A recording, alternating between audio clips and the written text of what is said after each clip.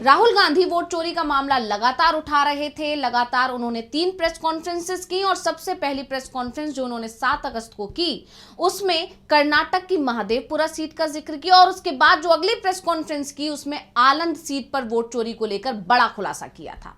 सबूत भी सामने रखे थे।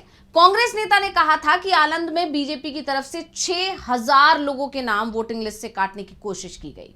कांग्रेस सतर्क थी, इसलिए बीजेपी का खेल कामयाब नहीं हो पाया। लेकिन ऐसी दूसरी कई विधानसभा सीटें हैं और अगर ये खेल कामयाब हो गया हो तो इस पर सवाल बने हुए हैं। सवाल इसलिए हैं क्योंकि कर्नाटक पुलिस ने इसे लेकर चुनाव आयोग से कुछ सबूत मांगे थे। बाद में इसे लेकर एसआईटी का गठन किया गया। एसआईटी ने भी चुनाव आयोग से कहा था कि हमें उन मोबाइल नंबर की जानकारी दें जिनका इस्तेमाल ऑनलाइन आवेदन में किया गया, क्योंकि किसी भी आवेदन को तभी चुनाव आयोग स्वीकार करता है जब संबंधित मोबाइल नंबर पर भेजे गए ओटीपी की भी एंट्री की जाए।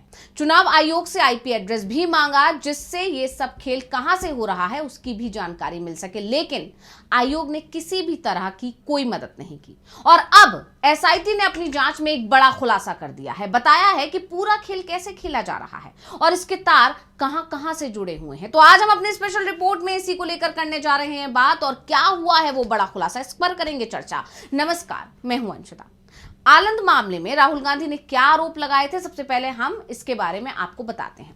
18 सितंबर को राहुल गांधी ने एक प्रेस कॉन्फ्रेंस की थी और इसमें उन्होंने कर्नाटक की आलंद सीट पर हुए वोट चोरी का खुलासा किया था। उन्होंने इसे आलंद फाइल्स का नाम दिया था, जिसमें राहुल गांधी ने कहा था कि मुख्य चुनाव आयुक्त ज्ञानेश कुमार वोट चोर को बचाने में जुटे हुए हैं। वो उन लोगों को संरक्षण दे रहे हैं जो संविधान को नष्ट कर रहे हैं और भारत में लोकतंत्र को बर्बाद करने की कोशिश कर रहे हैं।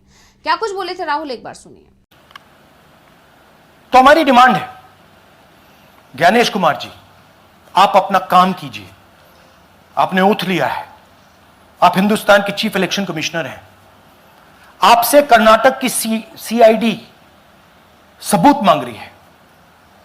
आप कर्नाटक की सीआईडी को यह सबूत 1 सप्ताह के अंदर दे दीजिए, नहीं तो पूरा हिंदुस्तान के सारे युवा इस बात को एक्सेप्ट करेंगे कि आप हिंदुस्तान के कॉन्स्टिट्यूशन, हिंदुस्तान के संविधान की हत्या में शामिल हो, हिंदुस्तान की संविधान की रक्षा नहीं कर रहे हो और वोट चोरों की आप मदद कर रहे हो। राहुल ने कहा था, मैं ज्ञानेश कुमार से कह रहा हूं कि आपने शपथ ली है, सीआईडी कर्नाटक सबूत मांग रही है, आप 1 हफ्ते के अंदर उससे सबूत सौंप दे। कर्नाटक सीआईडी ने चुनाव आयोग से वो डेस्टिनेशन आईपी मांगा है जहां से फॉर्म भरे गए थे, डिवाइस का डेस्टिनेशन पोर्ट और ओटीपी ट्रेल्स, लेकिन वो नहीं दे रहे हैं क्योंकि इससे हम उन लोगों तक पहुंच जाएंगे जो ऐसा कर रहे हैं। मुख्य चुनाव आयुक्त उन लोगों को बचा रहे हैं जो ऐसा कर रहे हैं। वोट चोर ये पक्का ठोस सबूत है। मैं ज्ञानेश कुमार पर सीधा आरोप लगा रहा हूं। दरअसल आलंद में वोट चोरी का खुलासा तब हुआ जब एक बीएलओ ने ही देखा कि उसके परिवार के एक सदस्य का नाम सूची से हटा दिया गया है, और जब उसे इस बात की खबर हुई कि यह काम किसी और ने नहीं बल्कि उसके पड़ोसी ने ही किया है, तो सीधा उसने जाकर अपने पड़ोसी से ही सवाल कर दिया। और पड़ोसी से जब उसने पूछा तो पड़ोसी ने जवाब में कहा कि यह काम उसका नहीं है।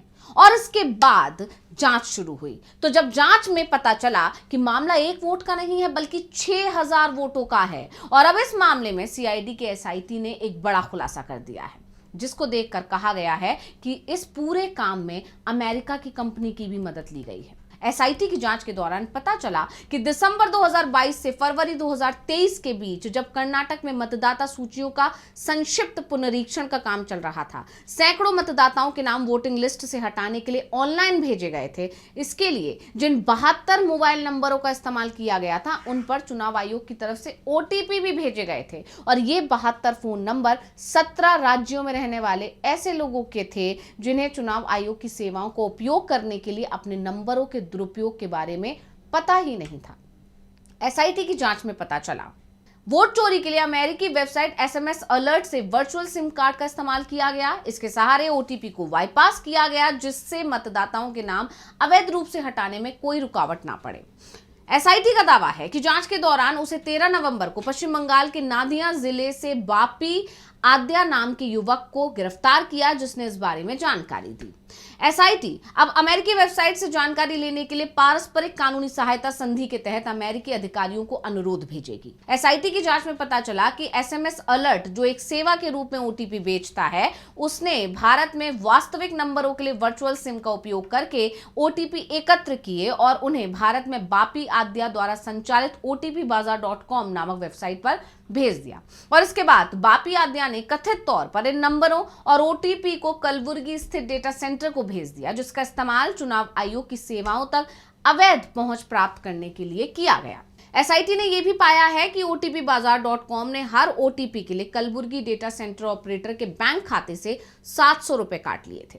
तो इस पूरे काम के लिए एक एप्लीकेशन प्रोग्रामिंग इंटरफेस यानी एपीआई ने otpbazaar.com को एसएमएस अलर्ट से जोड़ा, जिससे चुनाव आयोग की साइटों ने जो ओटीपी जनरेट किया उसे रियल टाइम में डेटा सेंटर को उपलब्ध कराया गया, जिससे सहारे कथित तौर पर कई मतदाता के नाम काटने का अनुरोध चुनाव आयोग से कर दिया गया। ये चुनाव आयोग की ऑनलाइन सेवाओं की हैकिंग नहीं थी, बल्कि वास्तविक नंबरों के लिए वर्चुअल सिम बनाकर दूरसंचार प्रणाली में सेंध मारी थी। ओटीपी उस नंबर जो इसका इस्तेमाल कर रहा है उसे और एसएमएस अलर्ट से बनाए गए वर्चुअल सिम दोनों को भेजे गए थे। मूल मालिकों को यह नहीं पता था कि उन्हें चुनाव आयोग के ओटीपी क्यों मिले हैं। पुलिस ने 13 नवंबर को आरोपी युवक को गिरफ्तार किया, उससे पूछताछ की। फिलहाल एसआईटी की हिरासत के बाद उसे जेल भेज दिया गया, लेकिन एसआईटी ने पूछताछ में उससे बहुत कुछ जानकारी हासिल की है, जिसके बाद बीजेपी नेताओं पर अब उंगलियां उठ रही हैं। एसआईटी जांच में पाया गया है कि बीजेपी नेताओं ने कलबुर्गी डेटा सेंटर की सेवाएं ली, जिसके संचालकों को ओटीपी बाजार की तरफ से दी जाने वाली ऑनलाइन सेवा मिल गई।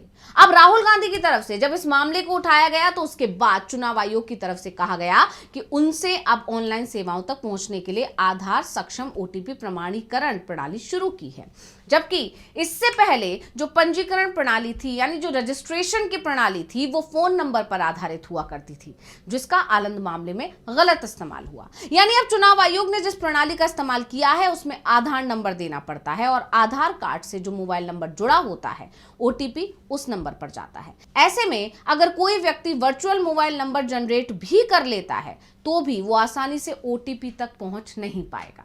यानी साफ है कि आलन सीट का मामला जो कांग्रेस की तरफ से उठाया गया था उस पर अब एक बहुत बड़ा खुलासा हो गया है। एसआईटी की जांच में देखना ये होगा कि इस जांच के बाद चुनाव आयोग की तरफ से क्या जवाब आता है। तो स्पेशल रिपोर्ट आपको कैसी लगी हमें कमेंट करके अपनी राय जरूर दीजिएगा। इसी के साथ मुझे दीजिए इजाजत। देखते रहिए डीबी लाइव। नमस्कार। हमारे चैनल से जुड़े रहने के लिए YouTube पर टाइप करें डीबी लाइव, सब्सक्राइब बटन को क्लिक करें और बेल आइकन को दबाना न भूलें ताकि खबरें आप तक पहुंचती रहें।